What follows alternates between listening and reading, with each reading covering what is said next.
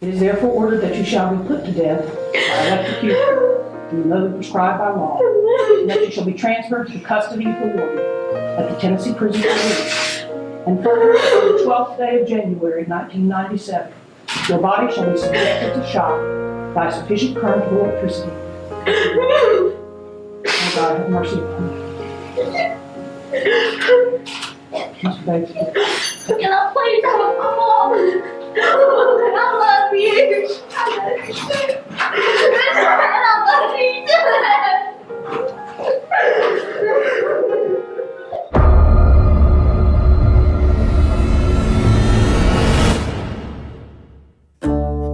Halo, kita jumpa lagi. Yang barusan Anda lihat itu adalah cuplikan pembacaan vonis hukuman mati bagi terpidana wanita termuda di Amerika yang mendapatkan hukuman mati, yaitu Krista Gail Pike yang baru berusia 18 tahun pada waktu itu, yang membuatnya menjadi wanita termuda pertama di Amerika yang mendapatkan vonis hukuman mati.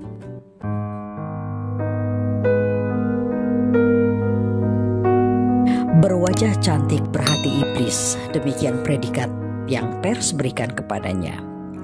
Apa kejahatan yang membuatnya mendapatkan vonis hukuman mati, padahal dia masih remaja? Dia adalah otak dari pembunuhan seorang remaja lainnya, Colin Slammer, berusia 18 tahun. Jadi kejadiannya Colin disiksa dulu selama 45 menit, akhirnya dibunuh dengan meremukan batok kepalanya dengan bongkahan aspal tanpa belas kasihan. Lalu Krista mengambil potongan pecahan tempurung kepala korbannya yang remuk itu dan dia simpan sebagai souvenir atau kenang-kenangan. Siapa sih Krista ini? Krista Gail Pike lahir 10 Maret 1976 di West Virginia. Ibunya bernama Carissa yang adalah pecandu alkohol dan narkoba. Krista kecil gak pernah mendapatkan perhatian dan kasih sayang karena Carissa sibuk menghabiskan waktunya dengan berpesta dan mabuk-mabukan.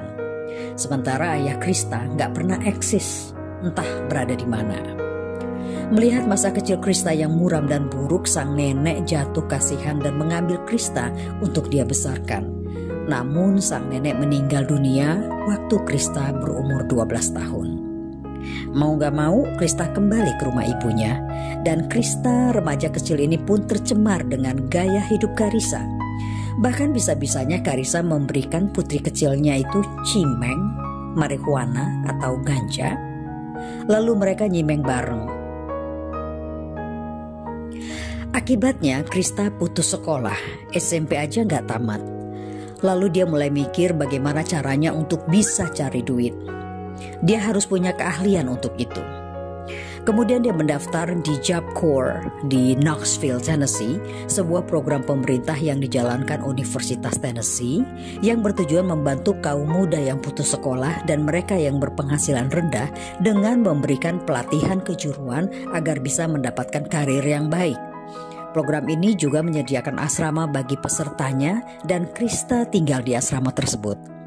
Otaknya mulai beres di sini. Krista masuk ke pelatihan tersebut karena dia ingin menjadi perawat seperti ibunya. Tapi di sana dia bertemu dengan seorang pemuda berusia 17 tahun, sesama siswa juga di pelatihan itu, bernama Tedalil Ship, yang mengaku sebagai penyembah setan. Keduanya langsung lengket karena merasa sama-sama punya minat dalam pemujaan setan dan okultisme. Mereka pun berpacaran. Lalu ada siswa lain namanya Colin Slammer, umurnya 19 tahun. Krista tidak suka dengan Colin Slammer karena menurut dia Colin ini naksir pacarnya. Colin ini ingin merebut pacarnya dari dirinya, demikian yang ada dalam pikiran Krista. Jadi Krista cemburuan gak karuan. Krista dan Colin selalu bertengkar. Sampai satu saat Colin bilang sama ibunya kalau dia gak betah di asrama dan dia mau pulang saja. Tapi gak jadi karena Krista akhirnya menunjukkan sikap baik dan ingin berteman. Udah gak mau musuhan lagi. Sebagai tanda pertemanan, Krista membujuk Colin untuk ikut dengannya pergi ke pabrik yang terisolasi dan terbengkalai di belakang kampus Universitas Tennessee. Untuk merayakan perdamaian mereka dengan menghisap cimeng atau marihuana di sana. Colin merespon dengan baik, maka pada tanggal 12 Januari 1995 jam 8 malam, pergilah mereka, yaitu Krista dengan pacarnya Theodore, juga ada Shadola Peterson, tentu saja ada Colin. Mereka punch out dulu dari asrama, lalu mereka berjalan kaki menuju ke tempat tujuan, ke pabrik yang terbengkalai tersebut. Waktu melewati terowongan, Colin mulai merasa nggak enak. Kenapa harus lewat situ? Karena jalan tersebut adalah jalan menuju hutan, berbeda dengan tujuan semula ke pabrik. Tapi Krista meyakinkan Colin bahwa enakan pergi ke hutan karena di sana lebih enak, lebih sepi, lebih tenang, lebih bebas untuk ngisep cimeng. Sampai di hutan, Colin menanyakan Krista tentang ganja yang mau mereka hisap itu. Tapi bukannya menjawab pertanyaan tersebut, Krista malah menamparnya berulang-ulang bertubi-tubi dan mendorong Colin sampai jatuh. Colin bingung dan tidak mengerti apa yang sedang terjadi. Colin berusaha menenangkan Krista dengan berkata bahwa apabila ada persoalan di antara mereka bisa bicarakan baik-baik, tapi tidak seperti sekarang ini. Tapi Krista malah mengejek dan menendang Colin berulang-ulang. Ketika Colin mencoba lari, tapi dikejar oleh Theodore dan Krista. Tiba-tiba Krista mengeluarkan cutter yang dia sembunyikan di balik bajunya dan mengayunkan cutter tersebut hingga merobek dada, perut, dan tangan Colin. Darah mulai mengalir dari tubuh Colin. Dia hanya bisa memohon Krista untuk berhenti menyiksanya. Lalu Krista memberikan cutternya kepada Theodore dan Theodore menyayat dada Colin yang masih hidup itu dengan membuat lambang pentagram, lambang pemujaan setan. Bisa dibayangkan penderitaan Colin yang masih hidup itu disayat seperti itu, dipukul, ditendang secara bergantian oleh Theodore dan Krista selama 45 menit. Sebelum akhirnya Krista memukuli kepala Colin dengan sebongkah aspal berkali-kali. Dan berakhirlah hidup Colin. Kepalanya pecah. Krista memungut sepotong pecahan tempurung kepala Colin, lalu dimasukkan ke dalam kantong jaketnya untuk kenang-kenangan katanya.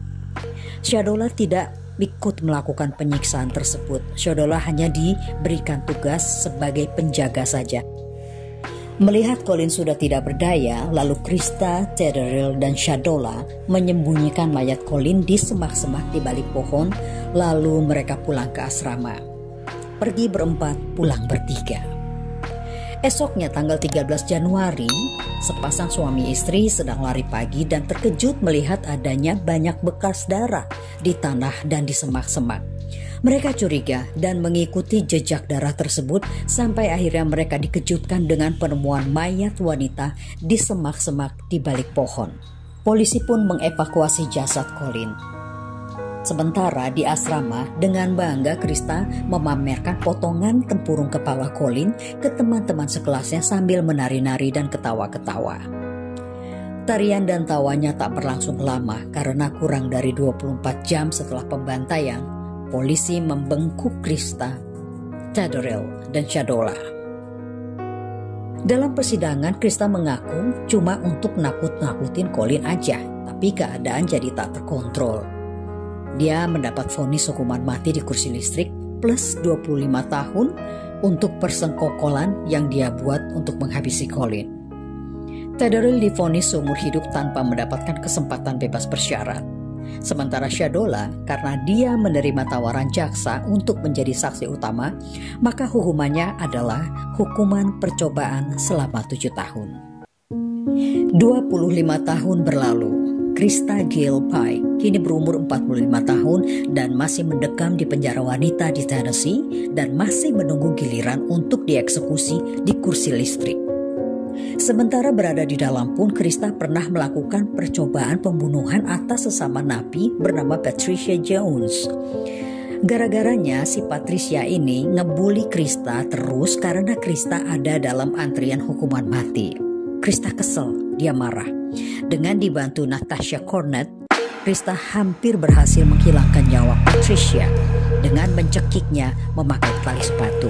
Ini terjadi di tahun 2001. Tahun 2012 Krista punya rencana kabur dari penjara tapi gagal karena keburu ketahuan. Rencana kabur tersebut diatur oleh seorang pria bernama Donald Corbett. Donald ini dari tahun 2011 melakukan surat menyurat dengan Krista. Dan dia bela-belain nyetir dari Texas, tempat di mana dia tinggal, pergi ke Tennessee untuk menjenguk Krista di penjara. Tampaknya pria itu jatuh cinta kepada Krista dan ingin agar Krista kabur dari penjara. Maka Donald menyogok penjaga penjara bernama Justin Heflin. Tapi rencana ini terungkap. Donald dan Justin ditangkap dan Donald mendapat hukuman 7 tahun, sementara Justin beruntung gak masuk penjara, tapi dia dipecat dari pekerjaannya sebagai penjaga penjara. Jadwal eksekusi sebenarnya pernah 2 kali ditentukan oleh pengadilan, Agustus tahun 2002 dan Agustus tahun 2020. Tahun 2002 pengacaranya berjuang agar Krista nggak dieksekusi dengan alasan waktu itu Krista masih muda, masih 18 tahun. Dan dia mengalami kondisi kejiwaan, jadi harus mendapatkan persidangan baru agar hukuman Krista bisa diganti menjadi hukuman seumur hidup. Pengadilan menolak, walaupun eksekusi pun juga akhirnya gagal dilakukan. Tanggal 27 Agustus 2020, kantor Jaksa Agung Tennessee meminta Mahkamah Agung Tennessee untuk menetapkan jadwal eksekusi Krista. Karena pandemi COVID-19 dan berbagai faktor lainnya, pengacara Krista mendapat kesempatan untuk mengulur waktu eksekusi. Jika Krista dieksekusi, dia akan menjadi wanita pertama yang dieksekusi di Tennessee dalam kira-kira 200 tahun. Tercatat 53 narapidana yang menunggu hukuman mati di negara bagian Tennessee. Salah satunya adalah Krista Pike, dan dia adalah satu-satunya wanita juga narapidana wanita yang paling muda saat mendapatkan vonis hukuman mati. Semoga kejadian seperti ini gak terjadi lagi pada siapapun juga, walaupun faktanya banyak sekali cuma karena persoalan sepele, pembunuhan pun terjadi. Baiklah, saya ucapkan terima kasih banyak kepada Anda semuanya yang sudah mengikuti cerita ini sampai selesai. Yang belum subscribe, silahkan subscribe dan nyalakan loncengnya, dan juga like serta komen. Dan tentu saja saya ucapkan banyak terima kasih untuk segala support Anda. Sekali lagi terima kasih, sampai jumpa.